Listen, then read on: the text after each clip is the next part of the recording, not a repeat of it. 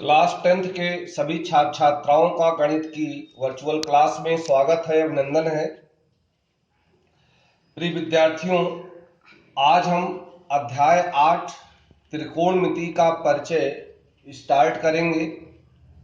तो आपके लिए एक नया टॉपिक है जिसका अध्ययन आप पूर्व में हो सकता है ना किए हों, तो ध्यान से आप सुनेंगे। अगर आप सुनेंगे, समझेंगे तो काफी अच्छा आपको लगेगा। जो आप जानते हैं हम वहीं से प्रारंभ करते हैं। त्रिकोणमिति का परिचय है, इंट्रोडक्शन टू ट्रिग्नोमेट्री। मैंने एक समकोण त्रिभुज बनाया। क्या बनाया? एक समकोण त्रिभुज। इसके शीर्षों का तो नाम हमने लिखा नहीं। चलो मैं मान लेता हूं इनके शीर्ष हैं ए, बी और सी। शीर्ष बी पर 90 अंश बना है। तो सबसे पहले बिना किसी माप का मैंने एक समकोण त्रिभुज बनाया।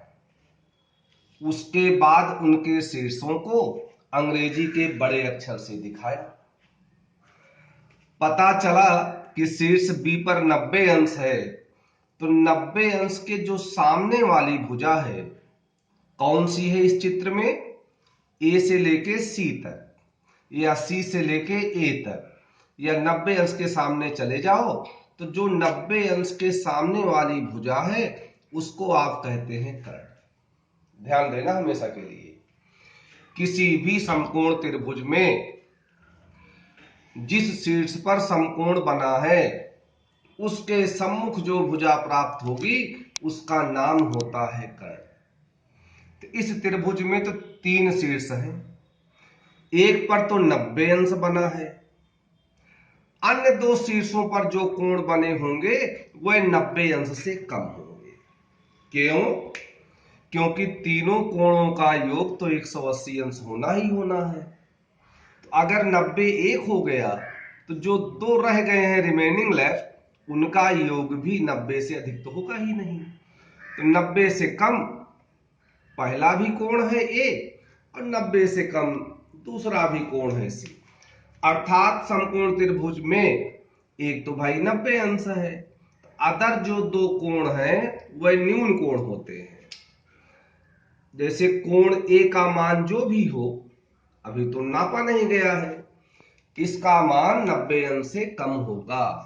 तो ध्यान देना छात्र छात्राओं, किसी भी समकोण त्रिभुज में न्यून कोण ए और न्यून कोण सी इस चित्र में दिख रहा है। तो हम बेटा पढ़ रहे हैं त्रिकोणमिति का परिचय। तो हम इसमें अध्ययन करेंगे त्रिकोणमिति अनुपात। तो समकोण त्रिभुज में 6 त्रिकोणमिति अनुपात होते हैं। एक शीर्ष पर 90 अंश है, शेष 2 शीर्षों पर जो भी कोण बना होगा न्यून कोण है। तो कौन कौन त्रिकोणमिति अनुपात है उनको आप पहले देख लो। पहले त्रिकोणमिति अनुपात का नाम है साइन, दूसरे का नाम है कोसाइन। साइन है ही, अब इसके पहले हमने लगा दिया सीओ। तीसरे का नाम है टेंजेंट, चौथे का नाम है कोटेंजेंट, पांचवें का नाम है सीकेंट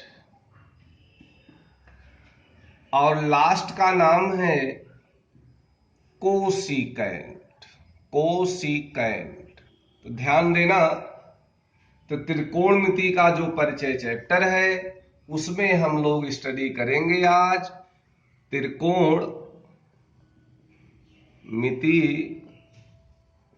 अनुपात। तो सबसे पहले मैंने एक समकोण त्रिभुज बनाया। तो किसी भी समकोण त्रिभुज में 6 तरह के त्रिकोणमिति अनुपात परिभाषित होते हैं।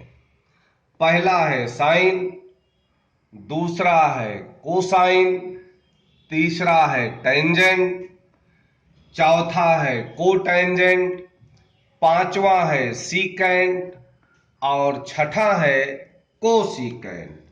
इनके नाम आपको याद करने होंगे। पहले आप इंग्लिश में याद कर लें, फिर हिंदी में याद कर लिया जाएगा। जो भी क्वेश्चन रहेंगे उनके नाम आपको देखेंगे तो इंग्लिश में ही रहेंगे। जैसे इसका हिंदी का नाम होता है ज्या, कोसाइन का होता है बेटा कोज्या, इसका होता है स्पर्शज्या।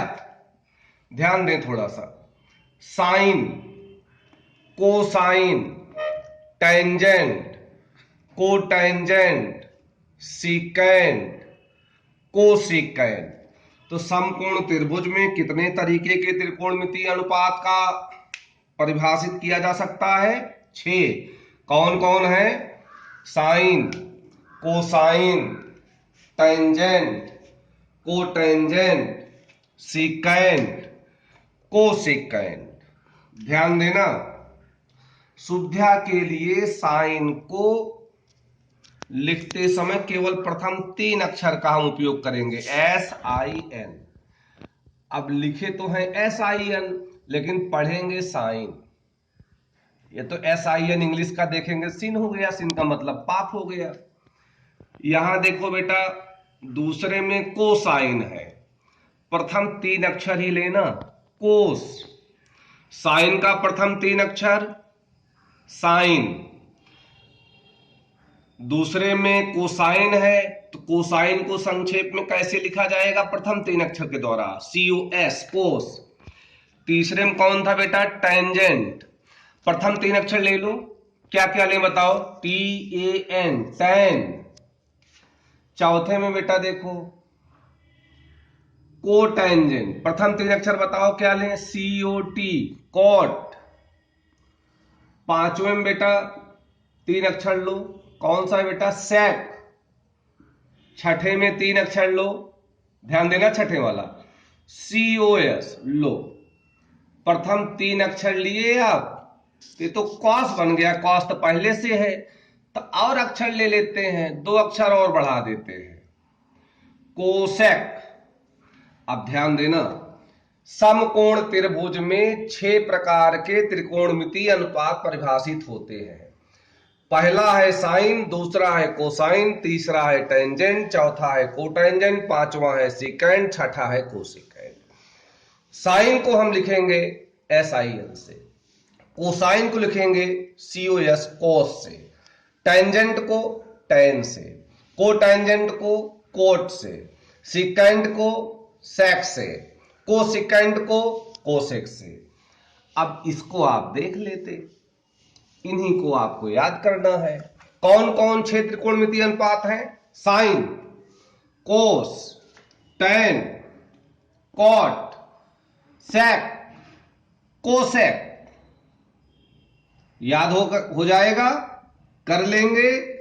तो आज इस चैप्टर की मैं PDF भी भेजूंगा, उस PDF को आप पढ़ेंगे भी, और जब आप रीडिंग लेंगे और फिर हम लोग कल पढ़ेंगे तो आपको बहुत अच्छे ढंग से और समझ में आएगा। वैसे हमें पूरा विश्वास है कि ये आप समझ चुके हैं। ध्यान देना बेटा, एक बात और सीख लो, समकोण त्रिभुज जो आपने बनाया था, जहां 90 अंश बना है, उसके सामने वाली भुजा को क्या कहते हैं बेटा? कर्ण कहते हैं। आइए शीर्षों का मैं नाम रख देता हूं, शीर्ष A, शीर्ष B, शीर्ष C। तो शीर्ष A पर बेटा देखो 2 भुजा मिल रही है, तो एक तो कर्ण है ही, तो दूसरा कौन है? A के लिए आधार है। तो इसमें देखो एक भुजा और बच गई, BC, जो A के सामने है और A से नहीं जाती है, इसको बेटा हम कहेंगे लंब, और जो A से जाती है इसको हम कहेंगे आधार।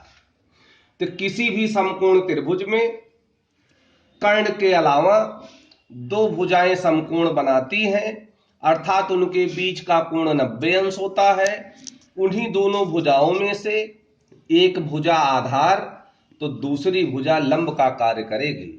यदि दूसरी आधार है तो पहली भुजा लंब का कार्य करेगी या निर्भर करेगा कि किस न्यून कोण की आप बात कर रहे हो, क्योंकि दो शीर्षों पर न्यून कोण बनता है। कोण ए पर न्यून कोण बना है तो ए के लिए आधार ए से जाएगा और ए के लिए लंब ए से नहीं जाएगा। सी के लिए आधार सी से जाएगा, सी के लिए लंब सी से नहीं जाएगा। और कर्ण तो सभी पहचानते हैं, 90 अंश के सम्मुख जो भुजा है वही बेटा कर्ण है। तो बताओ कोण ए के लिए आधार कौन सा है? कोण ए के लिए आधार कौन सा है? तो ए से जाने वाली दो भुजाएं हैं, AC और AB। AC तो कर्ण है, तो कौन है बेटा इसमें? AB। कोण ए के लिए लंब कौन है बेटे?